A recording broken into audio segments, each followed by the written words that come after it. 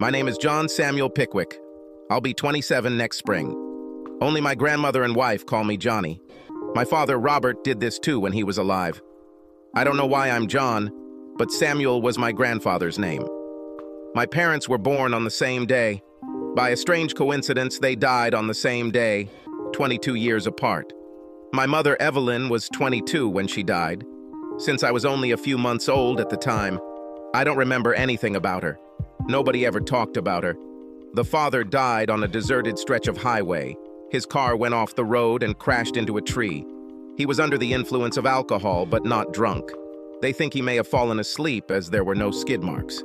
They were never able to determine exactly why he was on this highway. My dad and grandparents raised me with my grandmother until I was 8.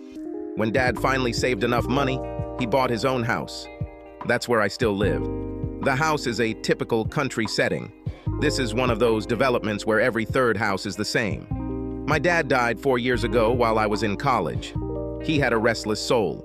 Dad wasn't one to say I love you, but he always tracked me down and gave me a big hug when he came home from work.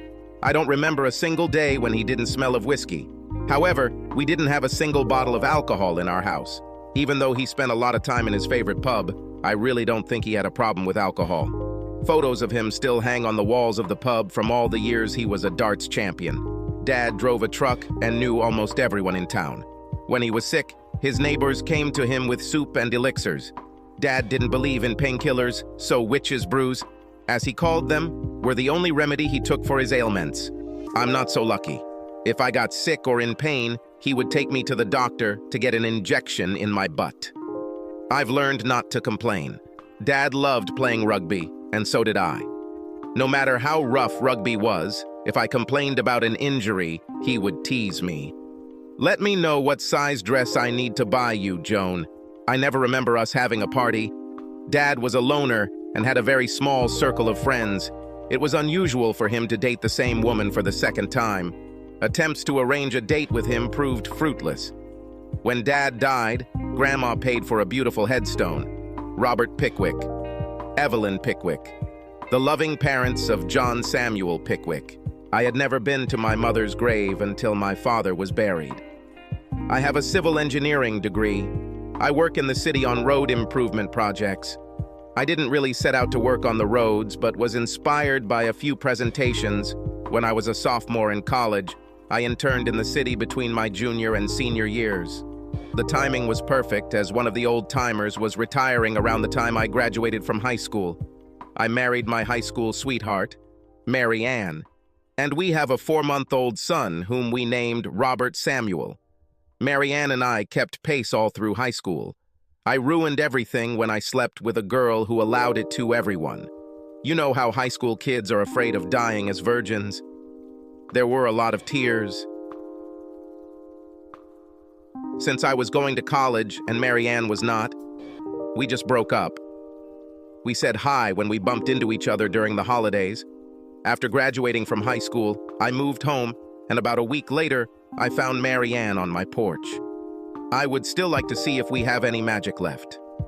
We began a slow process of reconciliation. I found out that Mary Ann has her own house in the city. Her father accepted a job several hours away. Her parents moved shortly after Mary Ann graduated from high school. Mary Ann worked as an accountant at a clothing store downtown. After a few dates, it became very clear that we definitely had good chemistry. She wasn't a virgin, and I ended up on the floor more than once in college. We never talked about details. That was in the past. Our courtship lasted less than 6 months before I proposed to her. We waited a few years before we decided to have a child. Mary Ann worked until 10 days before giving birth. I'm your typical 6-foot, 200-pound, out-of-shape guy. Mary Ann is petite, about 5 feet even, and barely 100 pounds. Her breasts look like little pancakes with raisins on top. Mary Ann is athletic, and being so light, gyrates as she rides me like a cowgirl. She is a tigress in the bedroom and refuses me nothing. It's not about what you have, but how you use it. One of her favorite role plays is when I sneak up on her in the kitchen and pin her to the table. I mask my voice with a low growl as I caress her. I can't call it a rape fantasy. It's more like a rag doll, a submissive slave. In such games, she more than once reached the peak of pleasure. This little treat was put on hold when Mary Ann became pregnant. As her due date approached, she began to look like a water balloon with legs. She hated her appearance and couldn't understand how I could love her when she was so bloated. There was nothing I could say to calm her fears as she was tormented by hormones. My engineering degree did not prepare me for how to calm her fragile mind. Robert Samuel wrapped his small fingers around me. I'll do anything for him. Mary Ann really enjoys being a mother. We have already planned for a new addition to the family as soon as Robert's first birthday arrives. I make enough from my job to easily afford our lifestyle. Mary Ann is very self-conscious about her figure. She would like to have bigger breasts. Since she is breastfeeding, they are too big right now. There's a guy next door who seems to hang around our house. Charlie just graduated from high school and does hard work when he can find it. He always asks if we have any tasks he can do. I find him a little creepy. He's a very big guy. About a week before Christmas, our marriage suffered greatly. When I returned home, I found Mary Ann sitting on the sofa and crying. I'm really sorry, Johnny. I didn't want this to happen. I'm so sorry, Johnny. Mary Ann, what are you sorry about? Tell me what happened. Sobbing, she said, I was unloading groceries and one of the bags tore. Charlie was nearby and started helping me pack my things. Even though I told him that I could finish it myself, he took several bags to the kitchen. When I turned my back to him, he pinned me against the counter. He did the same thing you do when we play this game. I think he was spying on us. I was just locked. I was scared and confused, but I couldn't speak. Was it rape? Did you enjoy it too? Sorry, I didn't say anything.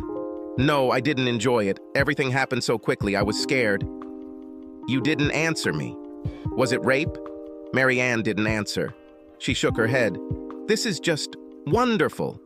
Anytime you get scared, will you just let strangers fuck you?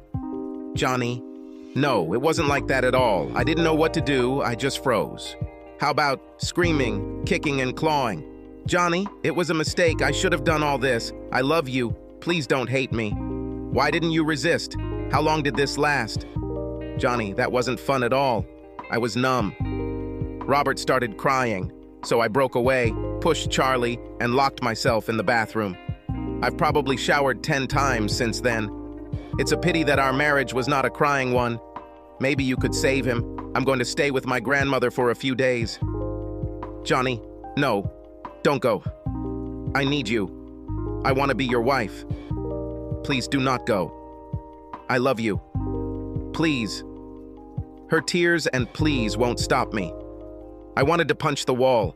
Nothing in life was more terrible. At rugby training, I told my mates what was bothering me. Lots of backslapping and attempts to cheer me up, but I was in pain. A few days later, while we were warming up before a game, one of the guys pulled me aside. John, Charlie fell, and where is this world coming to? He was kicked while he was lying down. I think a couple of guys kicked him about 100 times with steel-toed boots. He's in St. Rose. There may never be any little Charlies. You guys are the best. After the game, I went home. Mary Ann began to cry and beg. I'm really sorry. I made a mistake. I love you. Please do not leave me. Please. I'm not ready to discuss. I took a shotgun shell, wrote Charlie on it, and put it in my pocket. I found Charlie's room in the hospital. During the attack, he tried to protect his jewelry with both hands. His hands were no match for the steel toes of rugby boots. Both arms were in casts, and he also had a lot of tubes connected. When he saw me, his blood pressure began to rise, matching his growing fear. I showed him the shotgun shell. Charlie, I won't hurt you today. See your name on this shell? If I ever find out that you've even thought about Mary Ann, your mouth will be full of what's in that little thing. Am I making myself clear enough for you, Charlie? He nodded affirmatively several times. His blood pressure was alarming when I left the room. I went to the pub to drown a few sorrows. Grandmother scolded me when I came to her. Johnny, open your heart. Give her a chance. Don't wait too long. Please. I'll need a few more days, Grandma. I hugged her and went to bed. This morning, I found my grandmother at the kitchen table with a box of tissues. She took down a photograph of my father and stared at it. She doesn't seem to sleep at night. Are you okay, Grandma? Holidays are hard. Have you thought about what I said? Yes, I'm not ready yet. See you tonight. I repeated last night, headed to the pub, listened to the lecture when I got to Grandma's house and went to bed. I woke up on Christmas Eve to find Grandma in the kitchen again. She looked upset. The tissue box was empty and she was looking at a photo of my father. It seemed to me that she was muttering something, but I could not make out what it was. "Good morning, Grandma. Is there anything in town? Today is my day off at noon." "Johnny, have you decided yet?" "Not yet." "Open your heart, Johnny. It was a mistake, maybe a big one, but still an error. Do you need me to tell you about some big mistakes you've made?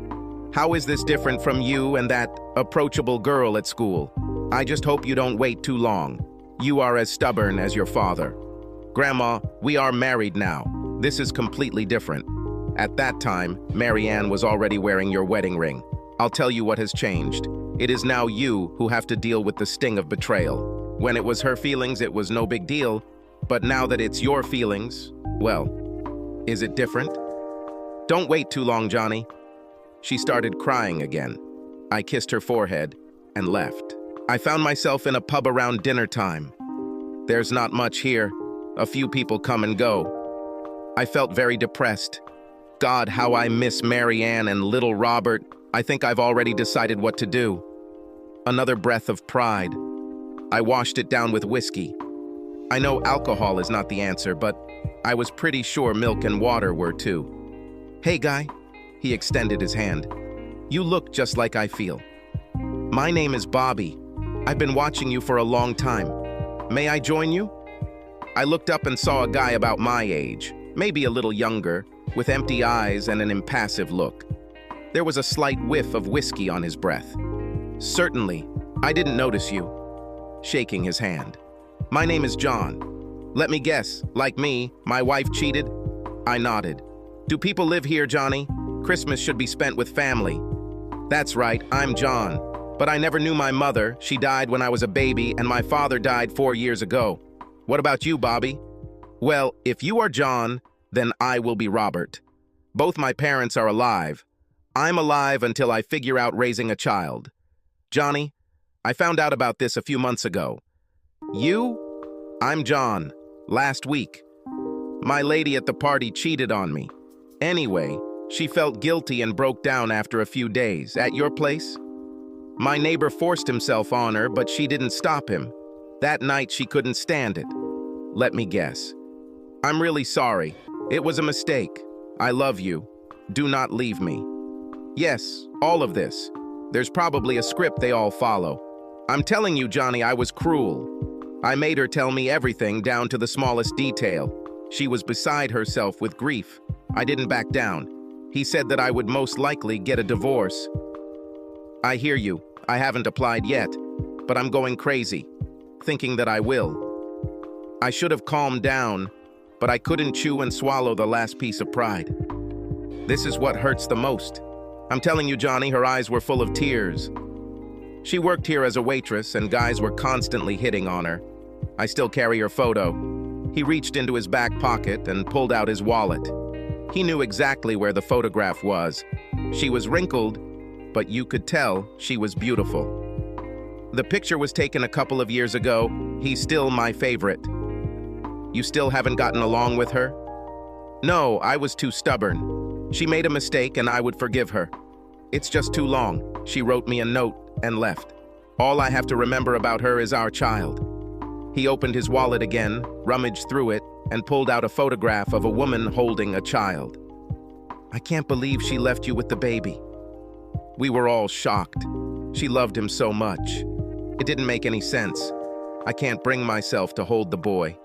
He reminds me of her. Robert, that's why you have to keep him. Because he reminds you of her. He opened his wallet again, rummaged through it, and pulled out an envelope folded in half. He carefully unfolded it. On the cover was written in a woman's hand, Bobby. He carefully took out the letter and pushed it towards me. She wrote in a very elegant hand, Bobby, I'm so sorry. I will never forgive myself for this. I cannot live without you. With love, Evie. His eyes became misty, and so did mine. You could see how broken his heart was on his face. Do you ever talk to her? I've tried. Mom helps me with the child. Like you, he will never know his mother. The boy meant the world to her. Don't you think there's a chance for you to get back together? He reached into his coat pocket and pulled out a photograph. He flashed it at me. It was a picture of a tombstone. Now she lives here. This was her suicide note. She went to her grave thinking that I didn't love her. I come here every day and drink a little whiskey for courage and then walk along the deserted path to talk to her before heading home. His voice didn't change. Life had already been drained from his soul. On the other hand, I have never felt worse. My stomach cramped, my eyes blurred with tears, and my heart had never felt such pain. He wiped his eyes and carefully put everything away. I felt so sorry for him. He is about my age and has to live with this for the rest of his life and raise his child. So you have to ask yourself, Johnny, would you rather hold your wife or look at her name etched in stone? I know which option I would choose. I just don't have a choice anymore. Merry Christmas. Johnny, thanks for letting me bother you. He turned and headed towards the door. Merry Christmas to you too, Robert. Maybe we'll see you again? He didn't even look back. He simply raised his hand and waved. I tried to swallow the last sip of whiskey, but the lump in my throat prevented me. Tears streamed down my face. I called the waitress and started putting on my coat. She was young and I had not seen her before. Handing her a 20, I said, "Is that enough?" "Let me bring you some change, honey." "No. Keep the change, Merry Christmas." "Oh, thank you, honey. Merry Christmas to you, too." She bent down and picked up something from the floor. "You must have dropped it."